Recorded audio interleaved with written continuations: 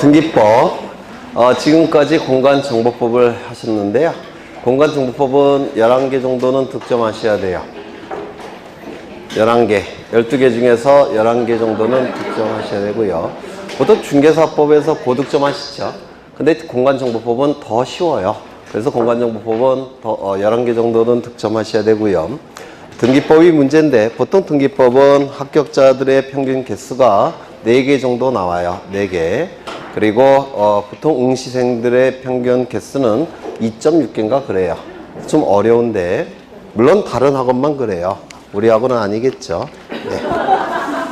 그래서 만점도 많이 나오는 법이니까 좀 이해를 위주로 공부를 하시면 될 거예요. 그리고 이제 특강도 할 텐데 특강은 공간정보법은 할 생각이 없어요. 나올 게 뻔하니까. 요약집만 그거 한 50페이지 되는 것만 자꾸 읽으셔도 네, 만점이 나옵니다. 나올 게 뻔하니까. 근데 등기법은 어디서 튀어나올지 모르니까 보통 수험생들이 해결할 수 없는 문제가 2문제 정도가 나와요. 12개 중에서 2문제 정도가 나오고 나머지 10개 정도는 기출지문에서 나옵니다. 기출지문에서. 그래서 특강은 등기법만 할 예정이고요. 그 다음에 가장 빈번하게 출제되는 20개 테마로 할 거예요. 20개 문제. 그러니까 20문제. 딱 20문제만 할 겁니다. 20문제인데 오지선단 아니고요. 15지선다, 20지선다 뭐 이렇게 있으니까 그래서 가등기 같은 경우는 20지선다. 뭐 그래서 출제되는 걸 다 볼 겁니다. 하나씩 하나씩. 그게 보통 이제 6개를 목표로 만들어진 건데 여지까지 적중률은 한 8개에서 9개 정도는 적중하고 있으니까 네, 기대는 하지 마시고요. 네, 등기법 보겠습니다. 등기법. 보통 9개 정도는 거기서 나왔어요. 여지까지. 그러면 134쪽을 보겠습니다. 등기에 관한 설명 중 틀린 것은 이라고 되어 있는데 1번.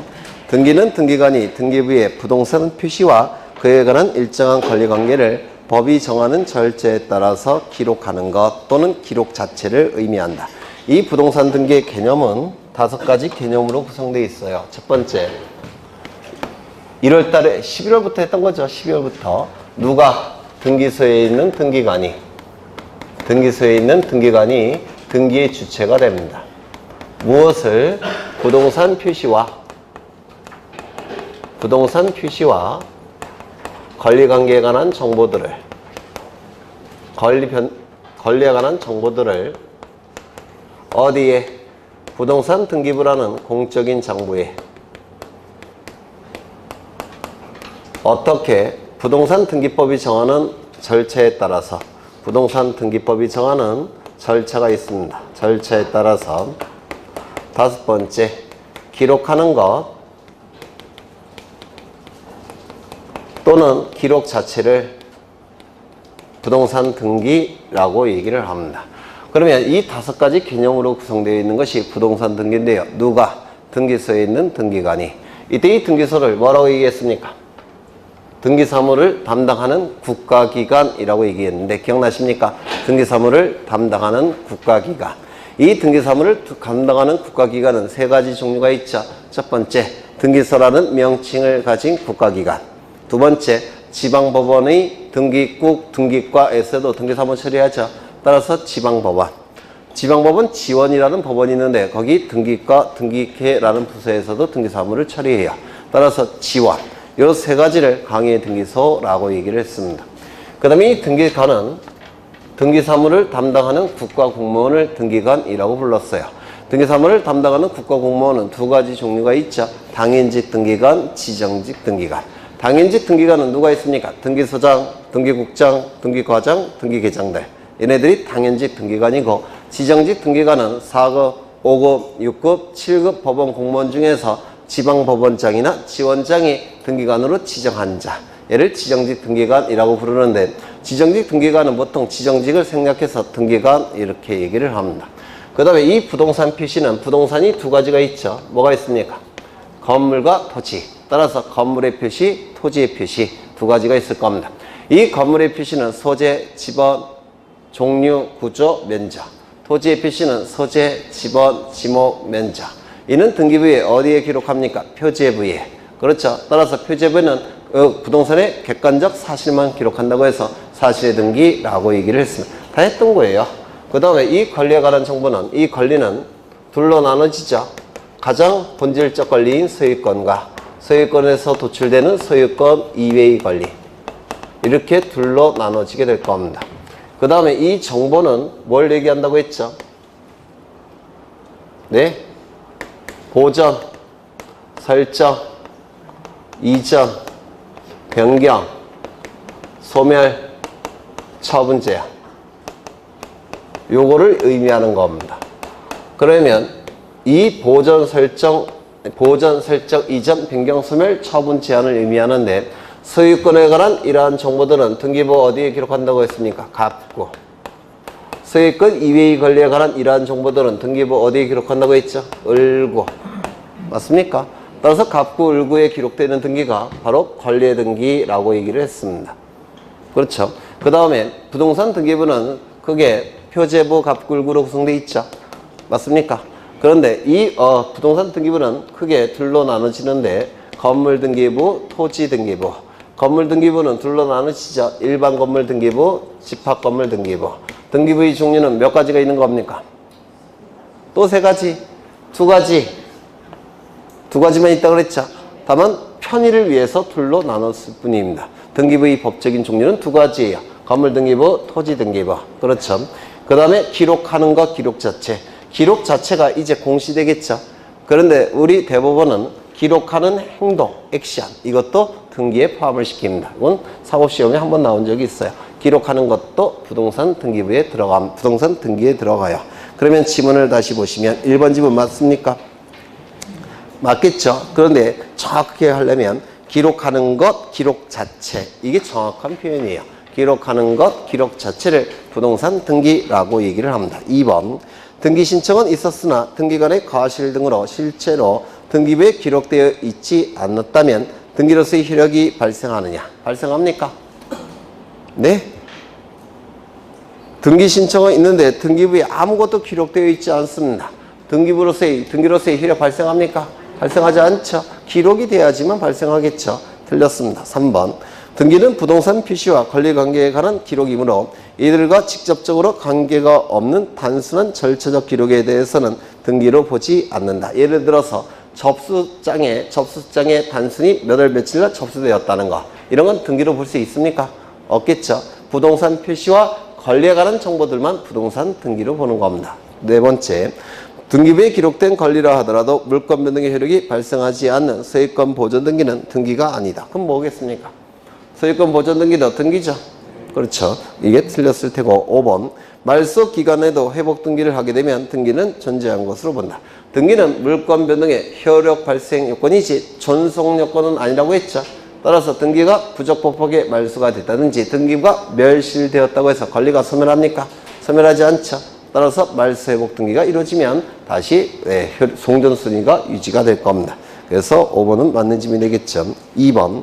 등기가 완료된 경우 그 효력 발생 시점으로 오는 것은 정말 여러 번 강조했죠.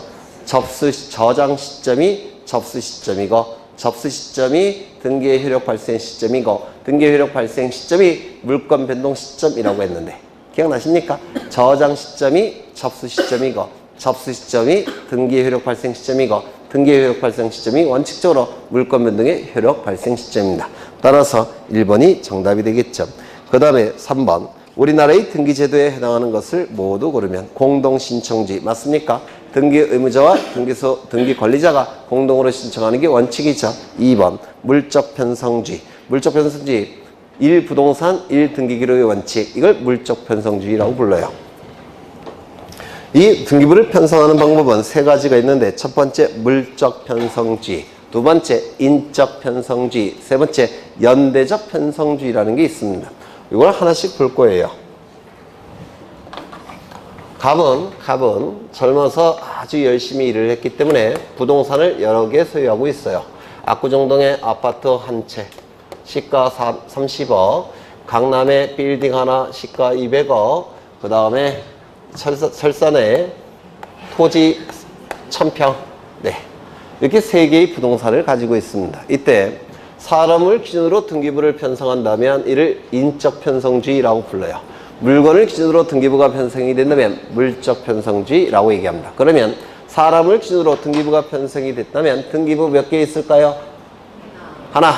등기부 하나만 존재할 겁니다. 왜? 사람이 한 명이니까. 그렇죠. 그런데 부동산을 기준으로 등기부가 편성이 된다면 등기부 몇 개 있을까요? 3개가 있겠죠. 3개. 이렇게 될 겁니다. 이를 물적 편성지라고 부릅니다. 사람을 기준으로 등기부를 편성할 때는 인적 편성지, 물건을 기준으로 등기부가 편성이 될 때는 물적 편성지. 그렇죠. 이렇게 등기부가 편성되는 경우가 있어요. 여기 이렇게 부동산이 있는데 갑이 을과 매매 계약을 체결합니다. 매매 계약이 체결되면 매매 계약서가 있겠죠. 그렇죠. 매매 계약서를 등록소에 제출합니다. 을이 병과 매매 계약을 체결합니다. 그럼 매매 계약서 있겠죠. 그 매매 계약서를 등록소에 제출합니다. 매매 계약 체결하겠죠. 그러면 이 매매 계약서 있겠죠. 등록소에 제출합니다. 그러면 이 등록소라는 데서 매매 계약서가 차곡차곡 쌓이겠죠. 맞습니까? 이 계약서가 등기부의 역할을 하는 나라가 있어요. 이게 미국이 그렇습니다. 미국 이거를 뭐라고 부르냐면 연대적으로 시간적 순서에 따라서 차곡차곡 쌓이죠. 계약서가. 그걸 등기부로 간주하는 나라가 있습니다. 그게 미국이에요. 이를 연대적 편성주의라고 얘기합니다. 시간의 흐름에 따라서 계약서가 차곡차곡 쌓이고 이 계약서가 등기부의 역할을 하는 나라가 미국입니다. 이걸 연대적 편성주의라고 불러요. 이거요. 네. 그러면 우리나라는 부동산마다 등기부가 편성되니까 물적 편성주의라고 얘기할 겁니다. 우리나라는 형식적 심사주의 맞습니까? 첨부된 정보만을 가지고 신청 정보의 내용만을 확인한다고 했죠. 이를 형식적 심사라고 얘기를 했습니다. 무엇과 구별하셔야 됩니까? 지적소관청의 실질적 심사와 구분하셔야 돼요. 지적공부는 통치권 행사를 위한 정보이기 때문에 정확한 내용만 지적공부에 등록이 돼야 돼요. 따라서 지적소관청은 실질적으로 심사합니다.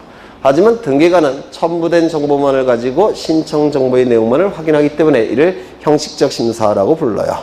공신력 있죠. 이거 민법에서 하셨죠? 우리나라 공신력 인정됩니까? 안 됩니까? 안 되죠. 성립요건주의. 성립요건주의. 등기는 성립요건주의입니까? 맞죠? 물권 변동에 성립이 되죠. 등기까지 갖춰야지만 성립되죠. 물권 변동이 성립될 겁니다. 성립요건주의. 대항요건주의. 우리나라 대항요건주의입니까?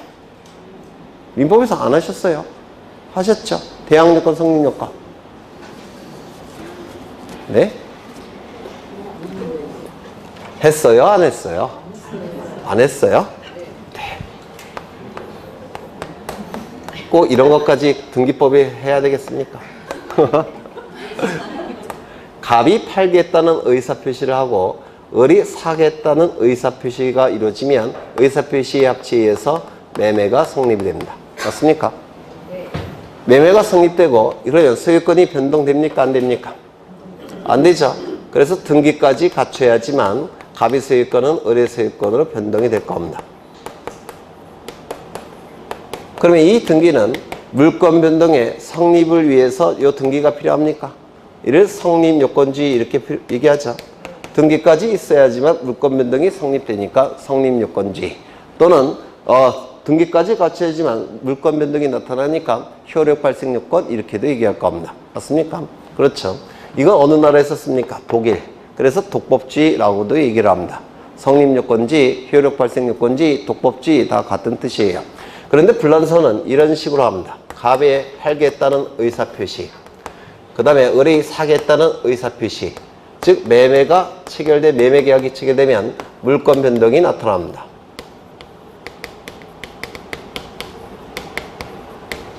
그래서 매매 계약만에 의해서 물권 변동의 효력이 발생해요. 이를 뭐라고 얘기합니까? 의사표시 합치만에 의해서 물권 변동의 효력이 발생한다고 해서 의사주의. 맞습니까? 의사주의라고 불러요. 그리고 불란서에서 사용하는 방법이니까 이걸 불법주의라고도 얘기합니다. 그러면 소유권은 갑에서 을로 변동이 되지만 다른 사람에게 을의 소유권 취득을 대항하기 위해서는 등기까지 갖춰야 돼요. 등기까지 갖춰야지만 다른 제3자에게 대항할 수가 있습니다. 그러면 이 등기는 물권 변동의 효력이 성립되기 위해서 필요한 겁니까? 대항하기 위해서 필요한 겁니까? 대항하기 위해서. 이걸 대항요건주의라고 불러요. 의사주의, 대항요건주의, 불법주의. 이게 똑같은 뜻이에요. 의사표시만의 합치에 의해서 물건이 변동되니까 뭐라고요? 의사주의. 그 다음에 등기를 갖추는 이유는 제3자에게 권리취득을 대항하기 위해서 등기를 갖추는 거니까 대항요건주의. 이러한 체계를 택하는 나라가 불란서니까 불법주의. 뭐 이렇게 얘기를 하는 건데 민법에서 하셔야 될 내용인데 했죠?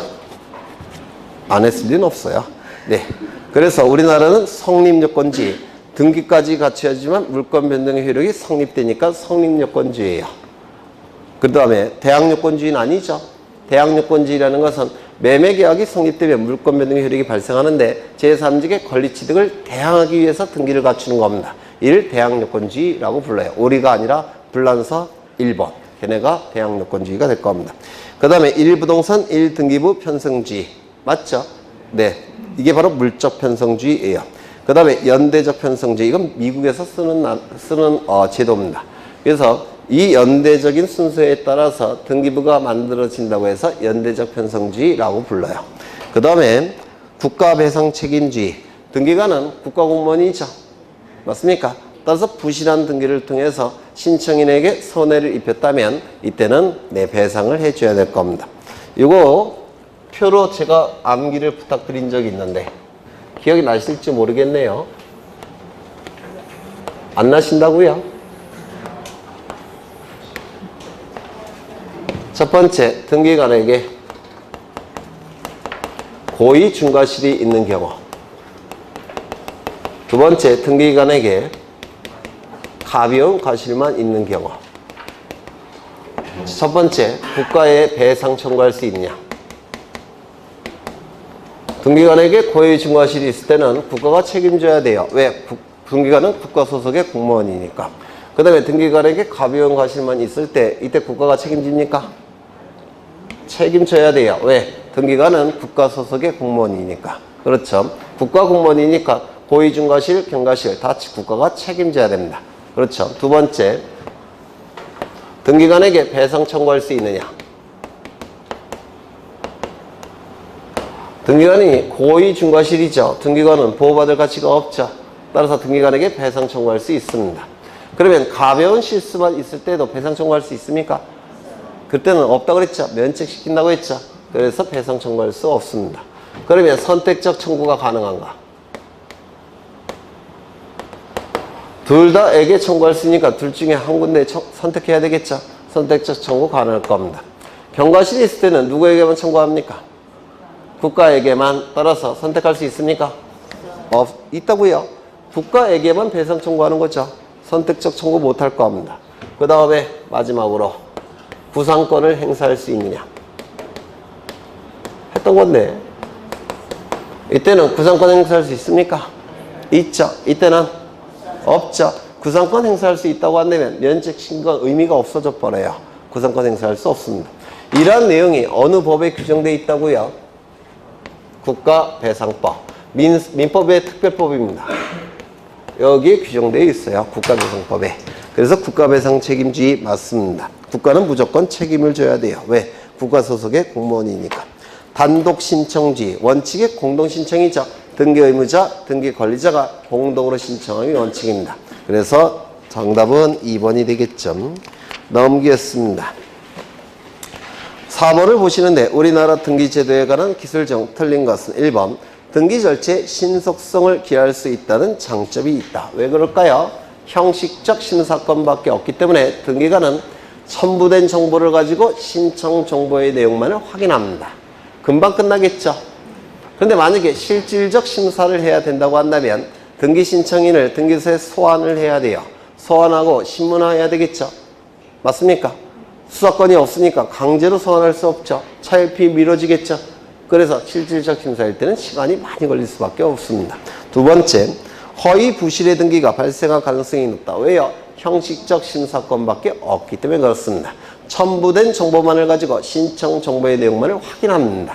그래서 이게 정확하지 않은 내용이 걸러질 가능성이 줄어들어요. 3번, 제3자에 대한 관계에서도 등기가 요구된다. 맞습니까? 맞겠죠. 등기까지 이루어지면 대항력 발생하죠. 맞습니까? 네. 4번, 구분 건물에 관하여 일정한 경우에 부동산 표시에 관한 등기는 독립된 등기로서 인정된다. 이거 의미는 뭐냐면 보통 토지나 건물은 표제부 있고 갑구 있고 을구가 존재하죠. 근데 구분 건물의 경우에는 표제부만 존재할 수도 있다는 겁니다. 표제부만 존재한다는 얘기가 표제부가 독립적으로 등기된다 이렇게 얘기를 해요. 그러면 표제부가 존재하는 등기 뭐가 있을까요? 규약상 공용 부분 기억나십니까? 규약상 공용 부분은 표제부만 존재하죠. 또한 제가 예전에 이걸 강조드린 적이 있는데 문제들이 좀 생소하죠. 지문들이. 옛날 문제를 갖다 쓰셔서 그래요. 옛날에 호랑이 담배 피던 시절 한 20년쯤 전에 성의 없이 낼 때 여기 집합 건물이 이렇게 있고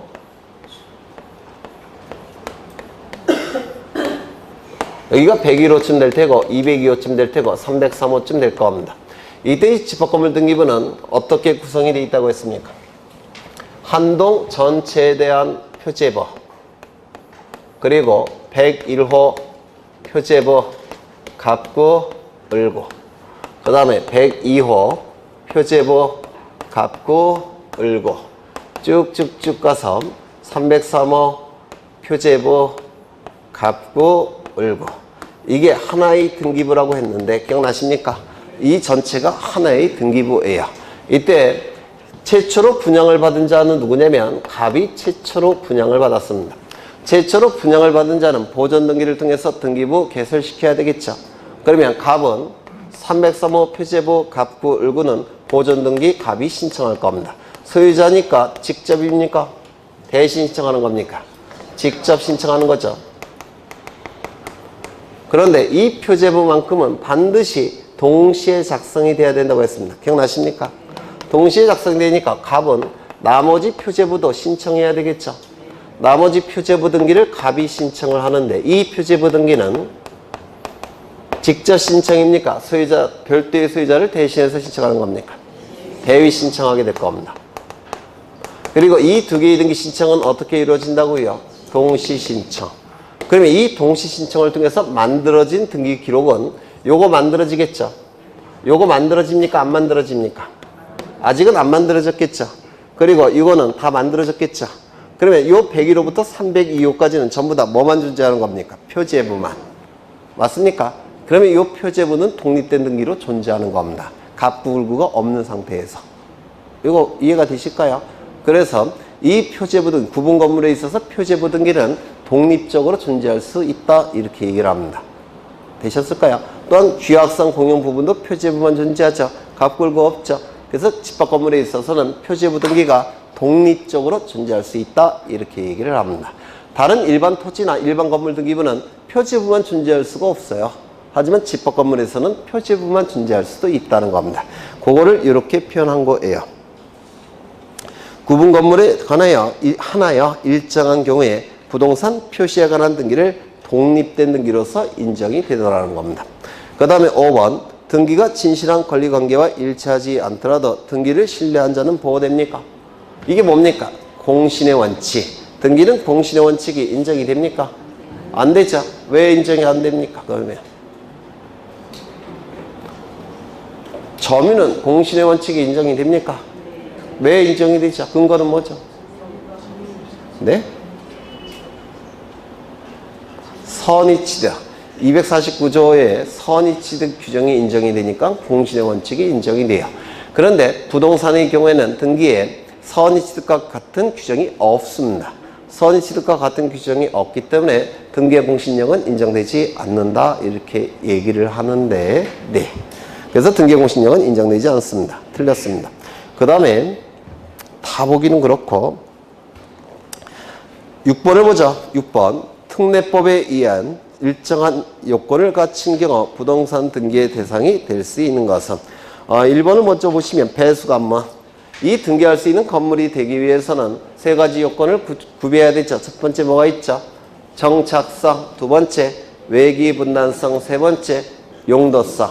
외기분단성은 지붕이 있어야 되고 사방에 벽이 있어야 됩니다. 이건 뭐라고 표현했습니까? 제가 외관상 건물이 완성될 걸 요구하는 겁니다. 용도성은 뭐라고 얘기했습니까? 내부적으로 건물이 완성될 걸 요구한다고 그랬죠. 그렇죠. 그러면 방조지 부대시설인 배수관문 이거는 방조제가 이렇게 있다면 예전에 설명드린 거예요. 여기는 바다고 그 다음에 여기 토지가 이렇게 있습니다. 비가 많이 내리게 되면 여기가 물에 차겠죠. 그러면 여기 찬 물을 바깥으로 뽑아내야 됩니다. 그래서 여기 배수로가 이렇게 설치되어 있어요. 여기가 배수로가 물을 뽑아넣는 배수로가 설치되어 있습니다. 방조제에는. 그러면 평소에는 비가 오지 않을 때는 여기 닫아놔야 되겠죠. 이렇게 닫아놔야 되지 않습니까? 맞습니까?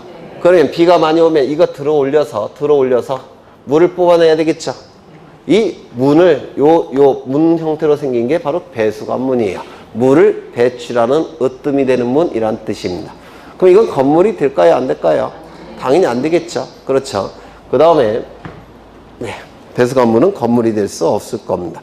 그 다음에 컨테이너는 건물이 됩니까?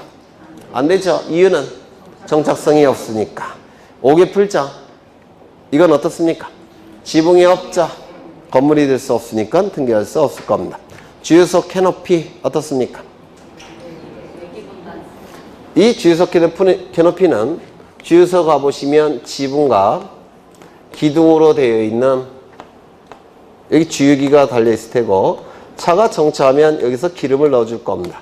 지붕과 기둥으로 구성된 거 이게 지붕과 기둥으로 구성된 구조물이 바로 캐노피라고 불러요. 이 캐노피는 등기할 수 없습니다. 왜? 벽이 없으니까 외기분단성이 없습니다. 개방형 축사 이 개방형 축사는 재산적 가치가 있으니까 등기할 수 있도록 해야 됩니다. 문제는 이 축사 소의 집을 얘기하는데요. 이 소의 집은 사방에 벽이 있게 되면 어떻게 될까요? 소가 병들어 죽습니다. 따라서 외기분단성을 갖출 수가 없어요. 왜? 그래서 사방에 벽을 설치하지 않습니다. 그래서 이걸 개방형 축사라고 부르는데 개방형 축사이지만 이건 재산적 가치가 있기 때문에 건물로서 등기를 가능하게 합니다. 그러면 외기분당성을 갖추지 않았기 때문에 등기할 수 없는 것처럼 보이지만 재산적 가치가 있기 때문에 등기를 가능하게 해야 돼요. 그래서 이게 축사 등에 관한 특례법이라는 규정에 의해서 외기분당성을 갖추지 못했지만 등기할 수 있도록 한 겁니다. 그래서 한번 출제가 됐는데 또 나오기는 좀 그렇죠. 네. 그 다음에 정답은 5번이 될 텐데 거기 표가 나와 있는데 오류가 있습니다. 오류가 등기할 사항이 아닌 물건이 있죠. 거기 맨 밑에 보시면 하천법상의 하천 이렇게 나와 있죠.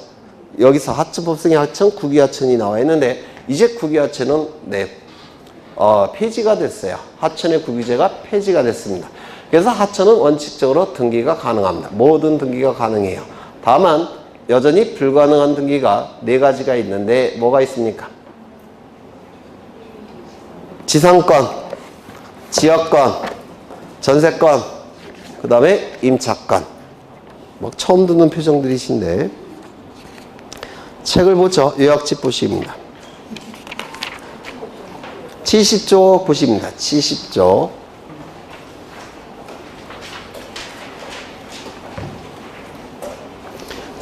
맨 위에 박스를 보시면 2008년 4월 7일부터 시행된 하천법은 하천의 국유제를 폐지한다 이렇게 돼 있죠. 하천의 국유제가 폐지되었으니까 이제 거래가 가능하게 돼요. 거래가 가능하니까 이제 등기가 가능합니다. 그래서 모든 등기는 원칙적으로 허용돼요. 저당권 등기, 가압류가처분 등기 다 허용이 됩니다. 다만 특정인에게 독점적 사용이 인정될 수 있는 4가지 등기는 금지되어 있습니다. 여전히 4가지 등기는 용익적 권리에 관한 등기가 될 겁니다. 지상권, 지역권, 전세권, 임차권. 그렇죠. 이러한 등기는 이제 이러한 등기는 여전히 불가능합니다. 그 다음에 옆에 보시면 공유수면 하의 토지. 공유수면은 뭡니까? 바다를 얘기해요. 바닷속의 토지는 이거는 등기가 불가능하겠죠. 우리가 얘기하는 토지는 최대 만조위선이 기준이에요. 그래서 최대 만조위선 그 위만 토지니까 공유수면 하의 토지는 등기가 불가능할 겁니다. 근데 그게 오류가 좀 있고요. 하천은 좀 조심하셔야 돼요. 넘기겠습니다. 아니 하나씩 더 보죠. 하나씩. 등기할 사항이 아닌 물건. 거기 터널, 교량, 토굴, 급유된 곳. 터널. 등기가 가능합니까? 안 되죠. 왜요? 외기분단성이 없죠. 앞뒤가 뻥 뚫렸으니까. 그렇죠. 다만 토지의 구성 부분에 해당이 될 겁니다. 두 번째, 교량. 벽이 있습니까? 지붕도 없죠. 건물로 등기할 수 없습니다. 토지의 구성 부분에 불과해요. 토굴 앞이 뻥 뚫렸죠. 따라서 문이 없으니까 외기 분단성이 없어서 등기할 수 없습니다. 그 밑에 거 이거는 바퀴 달린 걸 얘기해요. 정착성이 없어서 등기가 허용되지 않습니다. 방조지, 부대시설, 배수관문 아까 보셨죠? 그 다음에 양수기 물 이렇게 뽑아내는 거죠. 그 다음에 건양기라는 것도 있는데요. 건양기. 이 건양기는 어디 갔지? 아까 그린 거. 요 배수관물을 들어 올리는 도르래가 건양기예요. 배수관물을 들어 올리는 거. 이건 건물이 될 수 없겠죠. 건양기. 그 다음에 농지 개량시설의 공작물, 방수문. 물을 방어하는 문이라는 뜻인데요. 우리나라를 그린 건데 여기 서산 목장이 있죠.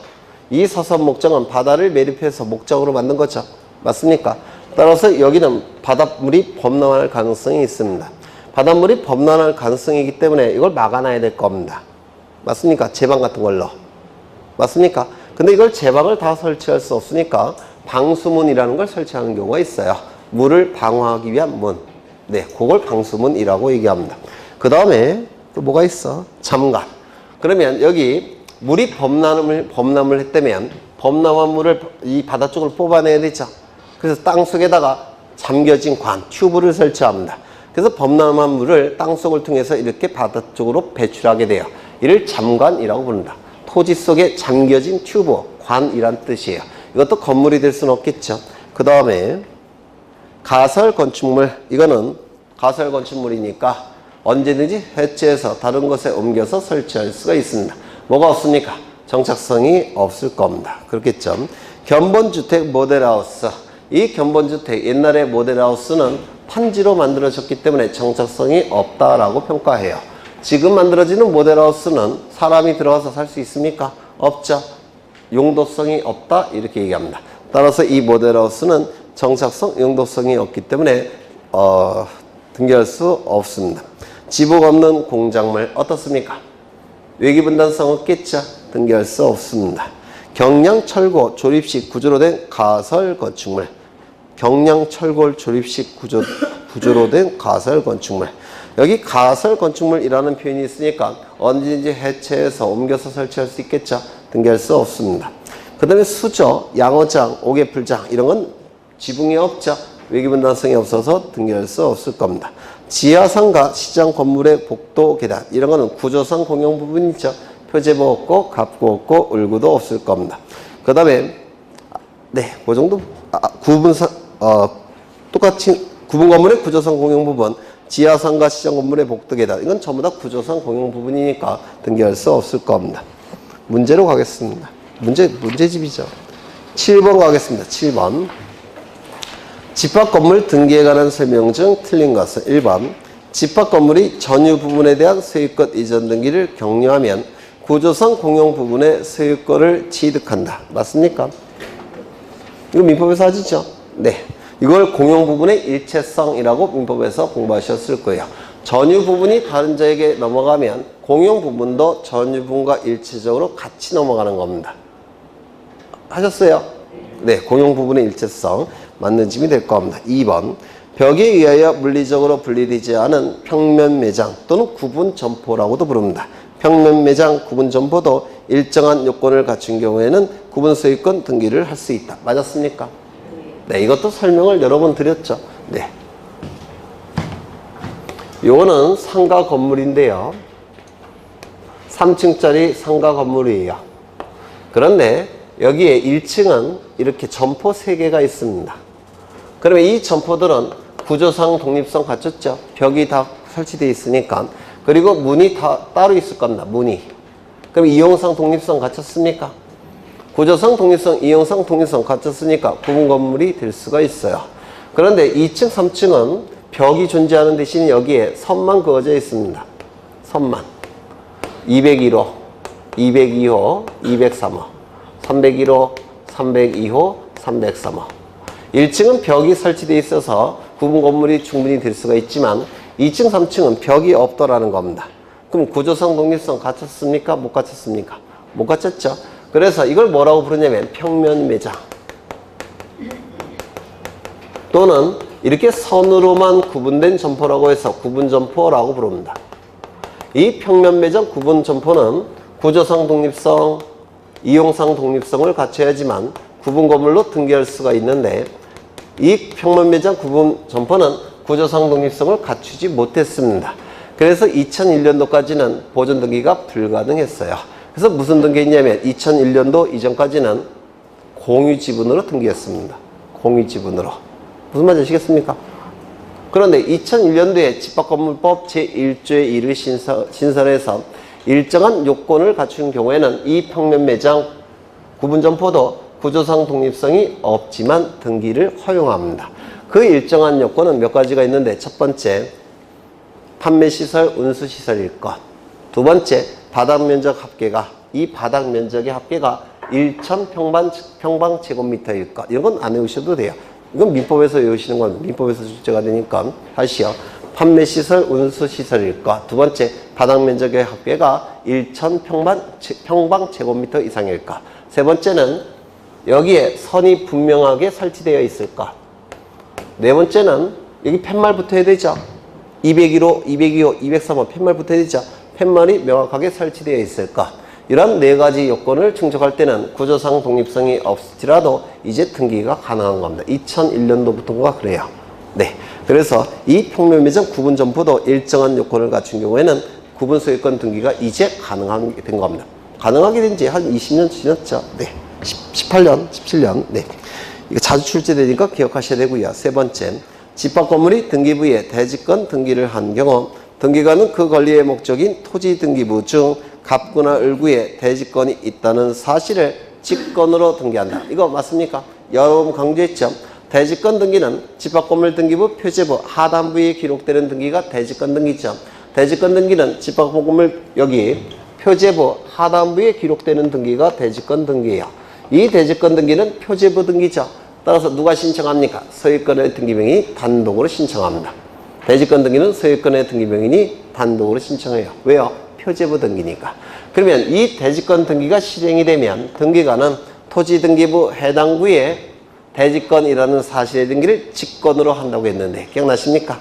네. 그래서 맞는 짐이 될 겁니다. 이거는 일일이 다 예전처럼 설명할 수는 없어요. 시간이 너무 많이 걸리니까 옛날 동영상 확인하시면 돼요. 4번. 구분 건물에 관한 등기를 함에 있어서 복도나 계단은 구분 소유권의 목적으로 등기할 수 없다. 이 구조상 공용 부분을 얘기하는데 구조상 공용 부분은 표제부도 없고 갑구도 없고 을구도 없다고 그랬죠. 등기가 불가능합니다. 5번. 구조상 이용상 독립성이 있는 건물을 수여한 자는 그 건물을 구분 건물로 등기하여야 한다. 이거 맞았습니까? 틀렸습니까? 예전에 다 했던 건데 갑은 3층짜리 건물을 신축합니다. 그러면 갑은 소유권자가 되겠죠. 신축한 자가 소유권을 취득하게 될 겁니다. 그리고 이 3층짜리 건물은 다 여기 벽이 아니라 층 구분되어 있고 그 다음에 문이 달려 있습니다. 여기 문이 달려 있을 테고 여기도 복도가 층계가 있어서 문이 달려 있고요. 여기도 층계가 있어서 문이 달려 있습니다. 그러면 이게 1층, 2층, 3층이니까 구조상 독립성이 있습니까? 네. 문이 다 별도로 달려 있으니까 이용상 독립성이 있습니까? 네.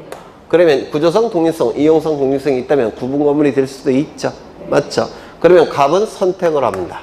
이 건물을 구분할 의사가 있다고 한다면 1층, 2층, 3층을 구분할 의사가 있다면 이 등기부의 보존 등기를 해야 됩니다. 전체에 대한 표제부 1층 표제부 갑구, 을구 2층 표제부 갑구, 을구 3층 표제부 갑구, 을구 즉 집합건물 등기부에 등기할 수가 있습니다. 그런데 구분할 의사가 없다면 1층, 2층, 3층을 구분할 의사가 없다면 일반 건물 등기부에 등기하는 겁니다. 표제부 갑구, 을구 이게 일반 건물 등기부예요. 이걸 갑이 선택할 수가 있습니다. 그러면 구분할 의사가 있다면 무슨 건물이 되는 겁니까? 집합건물. 구분할 의사가 없다면 일반 건물. 이렇게 달라질 겁니다. 맞습니까? 그렇죠. 이걸 누가 선택하는 겁니까? 갑이 선택하는 거죠. 소유자가. 그렇죠. 이를 뭐라고 부르냐면 구분 건물의 객관적 요건이라고 부르고요. 이거를 주관적 요건이라고 부릅니다. 민법에서는 아마 구분행위라고 했을 겁니다. 뭐 같은 뜻이에요. 구분되는 법률행위. 법률행위 안에는 의사 표시가 있으니까 구분의사, 구분행위 같은 뜻입니다. 이걸 갑이 선택하는 겁니다. 그렇죠? 네. 그러면 지문은 맞았습니까? 틀렸습니까? 틀렸죠? 그래서 구분 건물, 그 건물을 구분 건물로 등기하여야 한다. 여기가 틀렸습니다. 등기할 수 있다. 이렇게 돼야 됩니다. 구분 의사가 있다면 주관적 요건을 갖췄으니까 구분 건물 등기부에 등기하는 것이고, 구분 의사가 없다면 주관적 요건을 구비하지 못했으니까 네, 일반 건물 등기부에 등기할 겁니다. 그래서 구분 건물이 구분 건물로 등기하기 위해서는 민법에서 어떻게 공부하셨어야 되냐면, 주관적 요건, 객관적 요건 두 가지를 구비해야 되고, 주관적 요건은 구분의사, 객관적 요건은 구조성의 독립성, 이용성의 독립성, 이렇게 집합건물법에서 공부를 하셨을 겁니다. 그래서 이건 틀렸고요. 정답은 5번. 8번도 보죠. 틀린 것은 1번. 상가 건물도 일정한 요건을 갖춘 경우 구분 점포마다 각각의 소유권 보전 등기를 할 수 있다. 맞죠? 자꾸 이게 다 기출문제들인데 자꾸 출제가 되고 있는 거예요. 2번.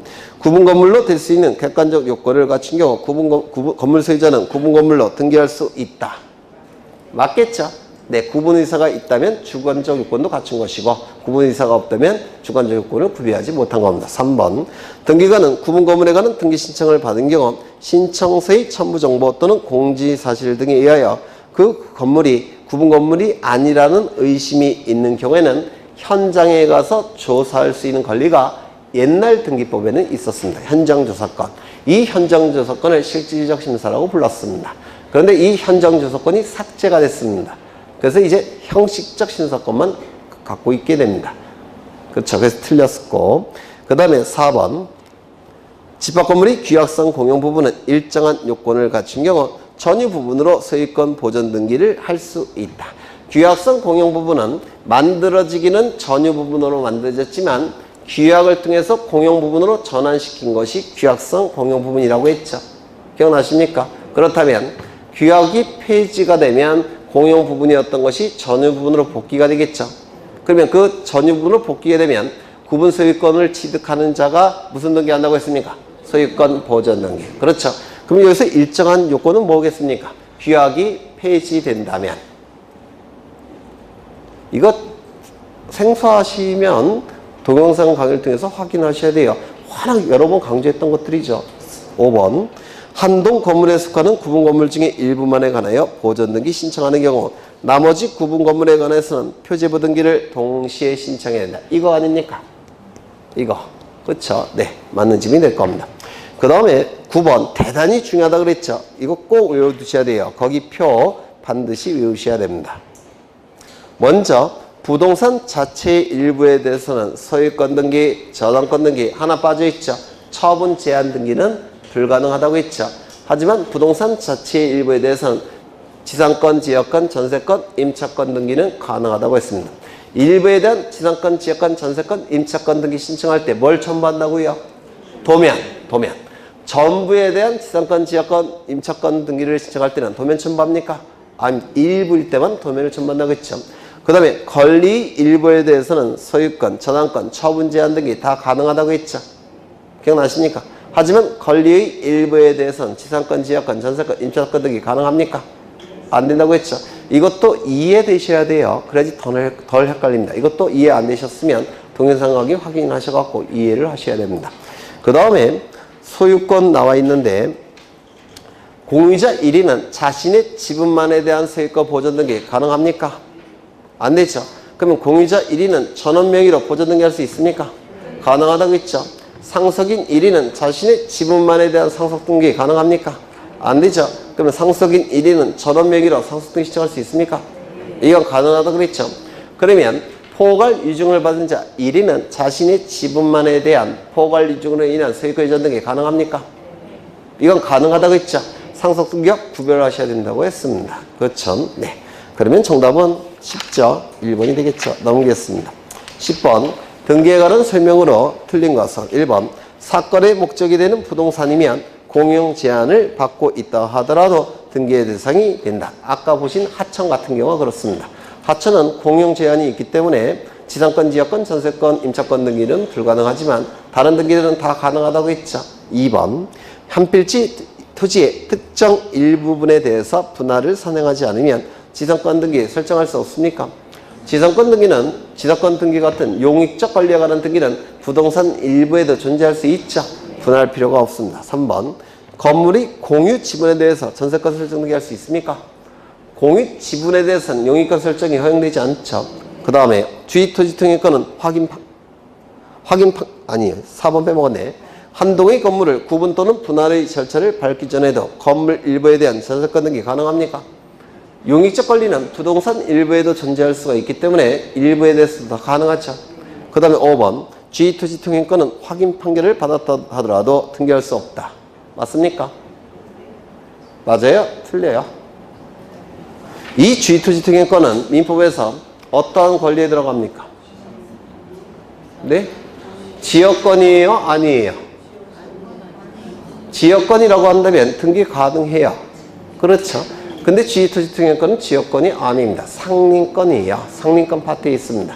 상린권은 사용수익 건능에 해당되는 겁니다. 독립된 물건이 아니라 사용수익 건능이 바로 상린권이에요. 그러면 독립된 물건이 아니니까 등기할 수 있겠습니까? 등기할 수 없습니다. 이 판결은 잘못된 판결입니다. 그렇죠. 잘못된 판결이기 때문에 지킬 필요는 없어요. 그래서 없다 맞습니다. 11번 등기사항이 아닌 것은 뭡니까? 유치권이겠죠. 유치권 등기할 수 있습니까? 없죠. 12번 등기시청의 각하 사유에 해당한 것을 모두 고른 것은 1번 가등기에 기한 본등기하는 것을 금지하는 처분금지 가처분 등기 가능합니까?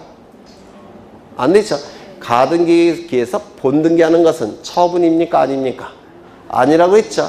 따라서 처분금지 가처분 등기는 개념상 불가능하다고 했죠. 그러면 가등기 권리를 다른 지역에 이전하는 거, 가등기 권리를 다른 지역에 양도하는 것은 처분에 들어갑니까? 들어가죠. 그러면 가등기 권리를 다른 지역에 이전시킨 것을 금지시키는 처분금지 가처분은 가능합니까? 가능하다고 했죠. 꼭 구별하셔야 돼요. 가등기에서 본등기하는 것은 처분이 아니에요. 이건 취득입니다. 따라서 가등기에서 본등기하는 것은 처분에 들어가지 않으니까 처분금지 가처분이 허용되지 않습니다. 가등기 권리를 다른 지역에 넘기는 거, 이전시키는 거, 양도하는 거, 이는 처분에 들어갑니다. 따라서 이는 처분금지 가처분이 가능하게 될 겁니다. 그래서 1번은 가등기에 기한 본등기하는 것을 금지시키는 처분금지 가처분 등기는 이거는 불가능합니다. 각하가 될 겁니다. 2번 소유권 이전 등기 말소 청구권을 보전하기 위한 가등기를 신청하는 경우, 가등기는 채권적 청구권에 대해서는 가등기할 수 있죠. 물권적 청구권은 가등기할 수 있습니까? 없죠. 근데 이 말소 등기 청구권은 원칙적으로 물청이에요. 소유권에 근거해서 말소 등기를 청구하는 겁니다. 따라서 물청이니까 가등기할 수 있습니까? 네? 네? 물청은 가등기할 수 없다고 했잖아요. 아, 이거 헷갈리세요? 이런 거는 좀 민법에서 딱 하셨어야 되는데, 여기 이러한 부동산이 있고 소유자가 갑입니다. 갑이 을과 매매 계약을 체결합니다. 이 매매 계약 안에는 뭐가 있다고 했습니까? 물권행위. 그리고 등기까지 이루어지면 갑이 가진 소유권은 을의 소유권으로 변동이 될 겁니다. 그런데 이 매매 계약이 무효 취소 해제가 돼버리면 두 가지 요건, 매매 계약이 무효 취소 해제가 되면 그 안에 들어가 있는 물권행위도 같이 실효되죠. 이를 물권행위 유인성설이라고 불러요. 실효가 되면 두 가지 요건이 충족이 돼야지만 물권 변동이 나타나는데, 매매 계약이 무효 취소 해제가 되면 물권행위도 같이 실효가 되니까 두 가지 요건 중에서 하나가 사라졌죠. 그럼 물권 변동은 없는 상태로 복귀합니다. 누가 소유자입니까? 갑이 소유권자입니다. 그런데 등기 명의는 누구 명의로 되어 있습니까? 을의 명의로 되어 있죠. 이 을의 명의의 등기는 갑의 소유권을 침해하는 등기입니다. 따라서 갑은 이 소유권에 근거해서 말소 등기를 청구하게 될 겁니다. 소유권에 근거해서 말소 등기를 청구하게 될 거예요. 그럼 이 소유권에 근거한 말소 등기 청구권은 채권에 근거한 권리입니까? 소유권이란 물권에 근거한 권리입니까? 물권적 청구권이에요. 물권적 청구권은 가등기할 수 없습니다. 맞습니까? 그런데 법무사 시험에는 이런 것도 나와요. 이 매매계약서 작성할 때 어떠한 문구가 있냐면, 갑과 을 사이의 매매계약이 무효 취소 해제가 될 때는 을은 그 즉시 등기를 말소한다. 이런 문구를 집어넣는 경우가 있어요. 다시요. 매매계약서 안에 매매계약이 무효 취소 해제가 될 때는 을은 그 즉시 등기를 말소한다 라는 문구를 계약서 안에 집어넣는 경우가 있어요. 그러면 그 계약의 근거에서 요 갑은 그 계약서에 기록된 문구를 근거로 해서 말소 등기 청구할 수가 있습니다. 맞습니까? 어려우세요? 계약서에 있다니까요. 무효취소 해제가 되면 등기를 말소한다는 문구가 계약서에 있는 경우가 있어요. 그러면 그 계약의 근거에서도 말소 등기 청구할 수 있죠. 이는 물청입니까? 채청입니까? 네? 계약에 근거한 권리니까 채청 아닌가요? 이건 가등기할 수 있겠습니까? 없겠습니까? 네? 그러니까 이 등기법은 이게 단어 하나 갖고도 의미가 달라져 버립니다. 이게 그래서 외우는 건 의미가 없어요. 말소 등기 청구권은 원칙적으로 물청이 맞지만 이건 채청이에요. 채청은 가등기할 수 있습니까? 없습니까? 네? 있습니다. 채청은 가등기가 가능해요. 그래서 이 계약에 근거한 말소 등기 청구권은 가등기가 가능합니다. 그래서 이게 원칙이긴 하지만 예외도 존재한다는 겁니다. 법무사 시험엔 이것도 나와요. 네. 그 다음에 3D건 저당권을 피담보 채권과 분리하여 다른 채권의 담보로 하는 등기를 신청할 수 있습니까? 뭐 위반입니까? 거기 해석은 틀린 해설이에요. 아마 민법을 공부를 안 하신 것 같은데 그 해설은 틀린 거고요. 이 저당권은 피담보 채권이 존재하죠. 피담보 채권이 넘어갈 때 저당권도 어떻게 됩니까? 따로 무조건 갑니다. 그래서 같이 움직입니다. 수반성에 의해서. 맞습니까? 따라서 분리해서 다른 자에게 등기를 신청할 수 있습니까? 다른 채권의 담보로? 없습니다. 수반성 때문에 그래요. 그 밑에 해설은 잘못된 해설이고요. 네. 그 다음에 일부 지분에 대한 보존등기 신청할 수 있습니까? 없죠. 네. 정답은 5번이 되겠죠. 어려우세요? 지금쯤이면 좀 되셨어야 되는데. 네. 13번까지만 풀고 오늘 끝내겠습니다. 등기가 가능한 것은 농지에 대한 전세권 등기 가능합니까? 안 되죠. 소작제를 금지하고 있는데 소작제와 가장 유사한 것이 농지에 대한 전세권이라고 했죠. 그래서 우리 민법에서는 농지에 대한 전세권을 명문으로 금지하고 있습니다. 소작제와 유사하기 때문에 그래요. 2번 갑과 을이 공유한 건물에 대해서 갑 지분만의 보존등기 시작할 수 있습니까? 지분에 대해서 보존등기 시작이 가능합니까? 안 되죠. 3번 공동상속인 갑과 을 중 갑이 자신이 상속 지분만에 대한 상속등기 시작할 수 있습니까? 없죠. 전원명의로 상속등기 신청할 수 있습니까? 있죠. 4번 가압류 결정에 의하여 가압류 채권자 갑이 을 소유 토지에 대해서 가압류 등기를 신청하는 경우 이 가압류 가처분 등기는 법원의 촉탁에 의한 등기죠. 채권자가 신청할 수 있습니까? 없죠. 5번 가등기 가처분 명령에 의해서 가등기 권리자 갑이 을 소유 건물에 대해서 가등기를 신청하는 경우 이 가등기는 원칙이 공동신청이죠. 다만 예외적으로 단독 신청하는 경우가 몇 가지 있는데 첫 번째 판결서가 있으면 단독 신청할 수 있습니까? 두 번째 가등기 의무자의 승낙서 있을 때 단독 신청할 수 있습니까? 세 번째 가등기 가처분 명령 결정 정본이 있을 때 단독 신청할 수 있다고 했죠. 맞습니까? 따라서 이 지문은 맞는 지문이 될 겁니다. 어려우세요? 네, 어려우시면 안 되는데 지금쯤이면 날아다니셔야 되는데 오늘은 여기까지만 하겠습니다. 그래서 다음 시간부터 이제 등기법을 본격적으로 보실 텐데요. 이 등기법은 한 줄 한 줄을 이해하셔야 돼요. 한 줄 한 줄씩 이해하시면 반복되는 지문이 많기 때문에 저절로 암기가 되셔요. 그래서 반드시 미리 좀 풀어오시고 제가 모든 문제를 다 설명드릴 수는 없으니까 미리 푸신 다음에 이해가 안 된다 그러면 저한테 갖고 오세요. 쉬는 시간에 한 줄 한 줄을 이해하셔야 돼요. 그리고 좀 오류가 있는 부분도 좀 있기 때문에 좀 그런 것들도 확인을 하셔야 될 겁니다. 물론 오류가 있는 건 제가 다 설명을 드릴 거예요. 걱정 안 하셔도 돼요. 고생하셨고 다 다음 주에 뵙겠습니다. 수고하셨습니다.